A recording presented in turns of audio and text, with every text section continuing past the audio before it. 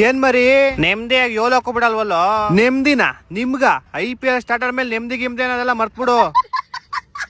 ಏನ ಒಂದ್ ಮ್ಯಾಚ್ ಗೆದ್ದ ತಕ್ಷಣ ಏನ್ ಆಗ್ಬಿಡಲ್ಲ. ಈಸಿ ಪೀಸಿ 200 ಟಾರ್ಗೆಟ್ ನ ಬರೀ 15 ಓವರ್ಸ್ ಅಲ್ಲಿ ಮುಗಿಸ್ ಕಳಿಸ್ಬಿಟ್ಟಿದೀವಿ. ನಿಮ್ನು ಹಿಂಗೆ ಮುಗಿಸ್ ಕಳಿಸ್ತಾ ಇರ್ತೀವಿ.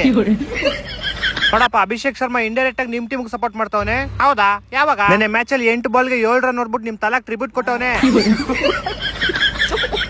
ಏನ ನಿಮ್ ಬಾಸ್ ಕೊಹ್ಲಿ ಹಂಗ್ ಕ್ಯಾಚ್ ಬಿಟ್ಬಿಟ್ರು. ಕ್ಯಾಚ್ ಬಿಟ್ಬಿಟ್ರೆ ಏನಾಯ್ತು, ಇಡೀ ಮ್ಯಾಚ್ ಅಲ್ಲಿ ಹೈಯೆಸ್ಟ್ ನಮ್ ಬಾಸ್ದೆ 5 4 5 6 ಹೊಡೆದಿರೋದು. ಮ್ಯಾಚ್ ಅಲ್ಲಿ ಹೈಯೆಸ್ಟ್ ಇಶಾನ್ ಕಿಶನ್ ಅಲ್ವೇನಾ? ನಾನ್ ನಮ್ ಟೀಮ್ ಕೂಡ ಹೇಳ್ತಾ ಇರೋದು.